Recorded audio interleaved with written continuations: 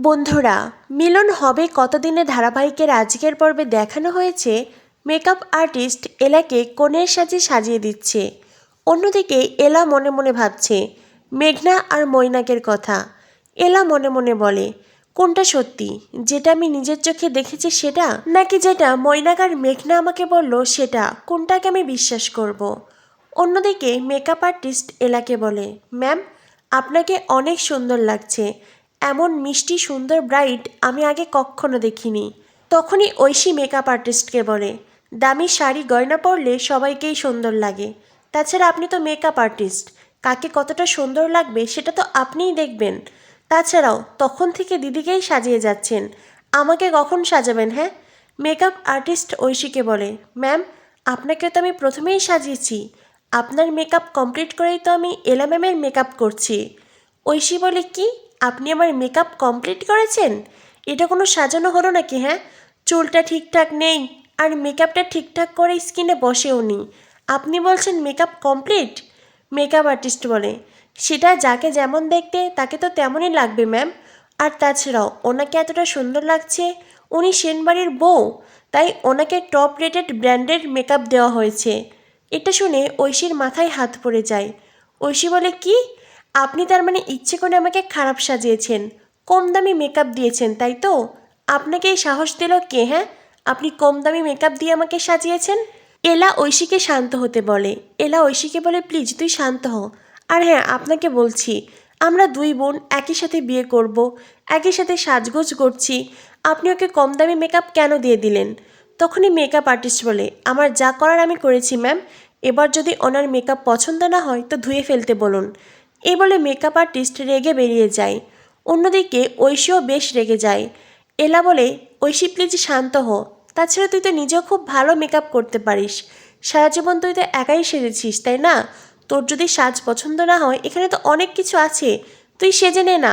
তখনই ঐশী বলে, এই দিদি তুই চুপ কর তো, তোর কথা আমার ভালো লাগছে না, তুই কি করে বুঝবি? হ্যাঁ? তখনই এলা ঐশীকে বলে, শোন না, মাথাটা ঠান্ডা কর, তোর সাথে আমার একটা কথা আছে। ঐশী বলে, আমার সাথে কি কথা বল? এলা বলে, আচ্ছা, মৈনাক স্যার কি সত্যিই তোকে ভালোবাসে? মানে মৈনাক স্যার ভালোবেসেই তোকে বিয়ে করছেন, নাকি আমাদের কোথাও ভুল হয়েছে? ঐশী তখন এলাকে বলে, দিদি, তুই আমায় বড্ড হিংসে করিস, তাই না? খুব হিংসে করিস তুই আমায়। যেই দেখলি আমি সেন কোম্পানির সিনিয়র ম্যানেজারকে বিয়ে করছি, অমনি তুই সেন কোম্পানির মালিককেই টার্গেট করলি কেন রে? আমার প্রতি তোরা তো কিসের হিংসে? তখনই এলা বলে, ঐশী প্লিজ শান্ত হয়ে আমার কথাটা শোন। দেখ, বিয়েটা সারা জীবনের ব্যাপার, বিয়েটা হুটহাট করে করা যায় না, ভালোবাসা না থাকলে এই সম্পর্কের কোনো মূল্য নেই।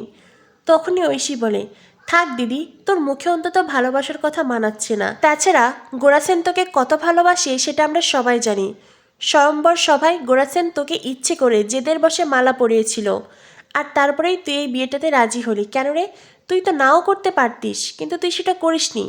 বড়লোকের ছেলেকে কি আর এত সহজে হাতছাড়া করা যায়? এলা বলে, ঐশী প্লিজ, তুই জানিস সবটা। দেখ, স্বয়ম্বর সভায় যা কিছু হয়ে যাক না কেন, তারপরে দাদু আমাকে যেভাবে অনুরোধ করলো আমি তার কথা ফেলতে পারিনি। সেই দাদু আমাকে ওই অফিসে চাকরি দিয়েছিল, দাদু আমার ফ্যামিলির জন্য এত কিছু করলো, আর আমি তার কথা অমান্য করব? ঐশী বলে, থাক না দিদি, এইসব কথা বলে আমাকে কোনো লাভ নেই। তখনই সেখানে মৈনাকের বোন গুনগুন আসে। মৈনাকের বোন গুনগুন এসে এলা আর ঐশী দুজনেরই সাজের খুব প্রশংসা করে। এলা তখন গুনগুনকে বলে, আমি জানি তুমি মিস্টার সেনের খুব ভালো বন্ধু, মনে মনে হয়তো তাকে পছন্দ করতে বা ভালোবাসো। আই এম সরি, আসলে কি বলতো, এই বিয়েতে আমার কোনো হাতে ছিল না। আমি জানি তুমি হয়তো কষ্ট পাচ্ছ, আজ আমার জায়গায় তোমার থাকার কথা ছিল। গুনগুন এলাকে বলে, না, আমি একটুও তোমার প্রতি রেগে নেই। তাছাড়া দাদুর কথা শুনে যে তুমি এই বিয়েতে রাজি হয়েছ তাতে আমি খুব খুশি হয়েছি। আর তাছাড়াও শেষ অবধি যে গোরাসেন এই বিয়ে করছে এটাই অনেক বড় কথা। তোমরা তাড়াতাড়ি এসো, আরে হ্যাঁ, তোমাদের জন্য শরবত এনেছি, এটা খেয়ে নাও। তাছাড়া বিয়ের ফটোতে তোমাদের স্কিন গ্লো করবে কি করে? তখনই ঐশী এসে শরবতের একটা গ্লাস নিতে চায়। গুনগুন বলে, তোমার এইটা নয়, তুমি ওই গ্লাসটা নাও। এরপরেই গুনগুন দুজবোনকে দুটো গ্লাস দেয়। ঐশী মনে মনে ভাবে, মেকআপের মতন শরবত আবার ওর জন্য স্পেশাল। এরপরে গুনগুন ওখান থেকে চলে যায়। গুনগুন ময়ূরাককে বলে, পরিকল্পনা অনুযায়ী সব কিছু করেছি, এইবার আসল খেলা হবে। মৈনাক তো মনে মনে খুব খুশি।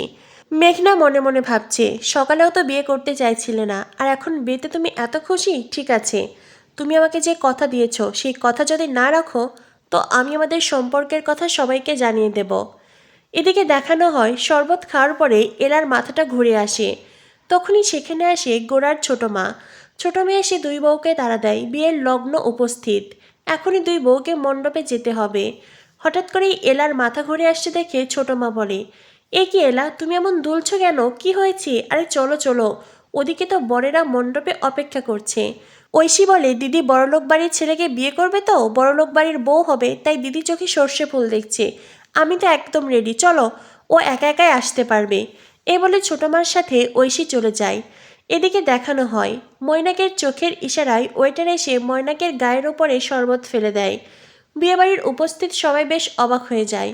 বিশেষ করে গোরার বাবা বলেন, এ কি, আপনি একটু দেখে শুনে কাজ করবেন না? বারবার মৈনাকের সাথে কেন এমন ঘটনা ঘটছে, এই কথাটাই বলেন গোরার ঠাম্মি। অন্যদিকে মৈনাক বলে, কোনো প্রবলেম নেই, আমি চেঞ্জ করে আসছি। এই বলে মৈনাক ওখান থেকে চলে যায়। মৈনাক গিয়ে ইলেকট্রিক লাইন অফ করে দেয়।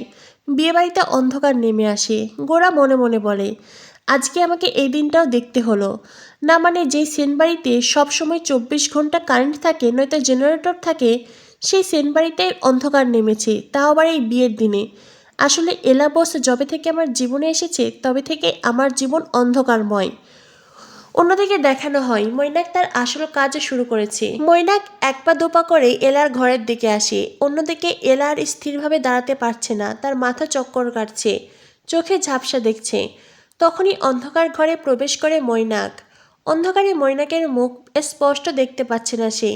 তারপরে আবার মাথা ঘোরার কারণে চোখে ঝাপসাও দেখছে।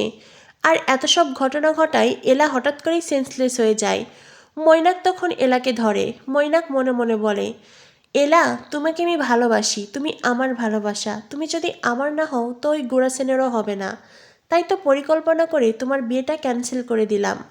এরপরেই মৈনাক তার লোকদের ডাকে। এলাকে ওখান থেকে গাড়ির ডিকি করে তার গুডাউনে নিয়ে যেতে বলে। এদিকে এলার শাড়ির আঁচলের কিছু অংশটা গাড়ির ডিকি থেকে বেরিয়ে থাকে। এলা যখন শরবতটা খাচ্ছিল তখনই ঐশী হিংসে করে শরবতের গ্লাস ফেলে দিয়েছিল, যার কারণে এলা পুরো শরবতটা খেতে পারেনি, অল্প একটু শরবত খেয়েছিল। আর তাই কিছু সময়ের জন্য এলা অজ্ঞান হয়েছে। কিছু সময় পরে এলার জ্ঞান ফিরে আসে। এলা নিজেকে গাড়ির ডিকিতে আবিষ্কার করে। অন্যদিকে বিয়েবাড়ির কোথাও এলাকে খুঁজে পাচ্ছে না। গোরা তার দাদুকে বলে, দাদু, তুমি কোনো চিন্তা করো না, এলার যাই হয়ে যাক না কেন, যে অবস্থাতেই থাকুক না কেন, আমি ওকে তোমার সামনে ফিরিয়ে আনবই, আর এই বিয়েটাও হবে।